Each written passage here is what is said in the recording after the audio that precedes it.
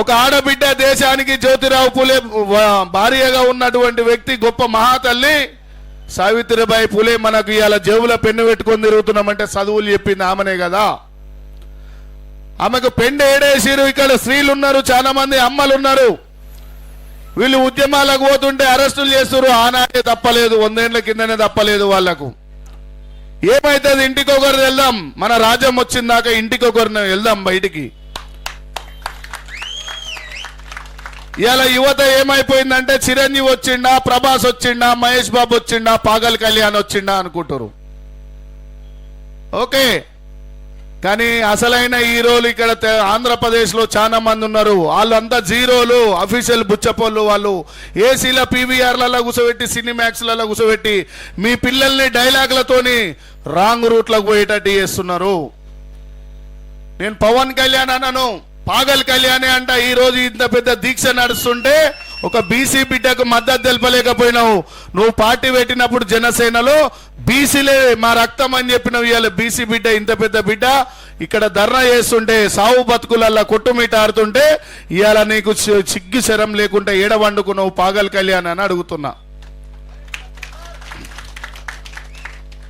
మా సరిహద్దులలో సైనికుల కంటే గొప్పోళ్ళా మీరు? మా పిల్లలు 12వ తరగతి పూర్తి చేసుకుని సరిహద్దులలో చనిపోయే సైనికులు, ఆర్మీ జవాన్ల కంటే గొప్పలారా సినిమా హీరోలు, సౌటలారా మీరు? ఇవాళ రక్తం మరుగుతుంది. పవన్ కళ్యాణ్ ఏడవండుకున్నవురా నువ్వు ఇంతకు? నేను నాడు పార్టీ పెట్టినప్పుడే పవన్ కళ్యాణ్ మోసగాడు, బీసీలకు ఎస్సీలకు మోసగాడు, వీనికి ఓట్లు వేయద్దు ఆంధ్రలో తెలంగాణలో అని చెప్పిన విన్ని నేను. ఈ రోజు అవుపిస్తుంది కదా, ఇక్కడ కూర్చున్న అన్నదమ్ములకు అందరికి అవుపిస్తుంది కదా. ఎందుకు వస్తలే? పక్కకే ఉంది కదా, పిలిస్తే పలికే అంత పార్టీ ఆఫీస్ పక్కకే ఉంది కదా, జనసేన ఆఫీసు.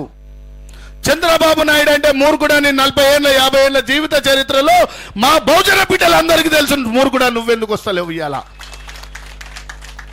మీ అన్న సిల్క పలుకులు వలుకుంటా సినిమాలలో తిరుగుతుండు. నువ్వు సినిమాలలోకి వెళ్ళి వచ్చి మా పోరల్ని అన్యాయం చేస్తున్నావు. పవన్ కళ్యాణ్ ఒక రాష్ట్రానికి పెద్ద పీఠం వేసుకున్న జనసేన ఇక్కడ బీసీల కండువలు వేసుకొని నువ్వు డిప్యూటీ సీఎం అయినావు. బిడ్డ ఇవాళ సిగ్గు లేకుండా ఎడబండుకున్నావురా బాబు నువ్వు.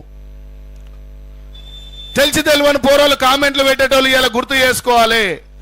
జాబు మేళా పెట్టి రామచంద్ర యాదవ్ గారు ఎన్ని వేల మందికి ఉద్యోగాలకు అప్లికేషన్ ఫామ్స్ పెట్టిండు. బీసీ తిరిగితే కుల ఫీలింగ్ ఉంది, ఎస్సీ తిరిగితే కుల ఫీలింగ్ ఉంది, ఎస్టీ తిరిగితే కుల ఫీలింగ్ ఉంది, మైనార్టీ తిరిగితే కుల ఫీలింగ్ ఉంది. కానీ చంద్రబాబు నాయుడు ఇంటికాని వాచ్మెన్ నుంచి ఆయన వరకు కమ్మల్ని పెట్టుకుంటే కుల ఫీలింగ్ లేదంట. జగన్మోహన్ రెడ్డి వాచ్మెన్, ఆ వంటగదిల పనులు కూడా వాళ్ళ కులపొల్లు పెట్టుకుంటే కుల ఫీలింగ్ లేదు. రామచంద్ర అన్న పక్కకొచ్చి ఫోటో దిగితే గొల్లల కుటుంబం అది, బీసీల కుటుంబం అది. స్టేట్మెంట్ లేరు. గొల్లల్లో ఓట్లొద్దు, గౌన్లలో వద్దు, ముద్రాజుల ఓట్లొద్దు, పద్మశాలలో ఓట్లొద్దు, వడ్ల కొమ్మరలో వద్దు, కుమ్మరి సాకలలో ఓట్లు మాకు వద్దని స్టేట్మెంట్ ఇయ్యి. మీకు దమ్ము ఉంటే మీ అమ్మ అయ్యలకు కరెక్ట్గా పుడితే ఇయ్యరా నా కొడుకులారా చెప్తున్నా. ఇస్తారా? అక్కడ రేవంత్ రెడ్డితో కొట్లాడుతున్నా నేను. జై రామచంద్రన్న నాయకత్వం, జై రామచంద్రన్న నాయకత్వం. అగో అమాలి పని చేసుకునే అన్నలకు కూడా ప్రేమ ఉంది అన్న మీద. నీకెందుకు లేదురా పవన్ కళ్యాణ్? సిగ్గు లేకుంటే ఎడవన్నీ ఎవరా నువ్వు?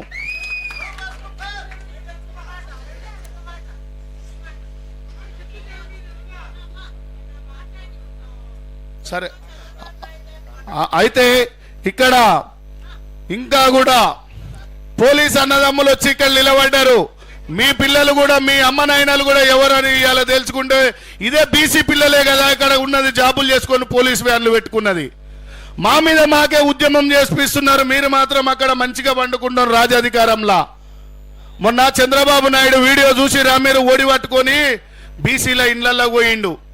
మీ బీసీలు మా పార్టీ కోసము మా మామగారు పెట్టినప్పటి నుంచి రుణపడి ఉన్నారు. మీకు ఏం కావాలంటే నీ సీఎం పదవి ఇస్తావురా భయ్? మాకు ఒక 5 ఏళ్ళు మీ సీఎం పదవి ఇస్తావా అంటున్నా.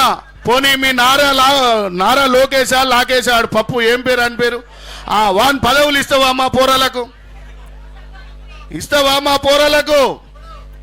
ఇయ్యడు. ఇక బీసీల ఇండ్ల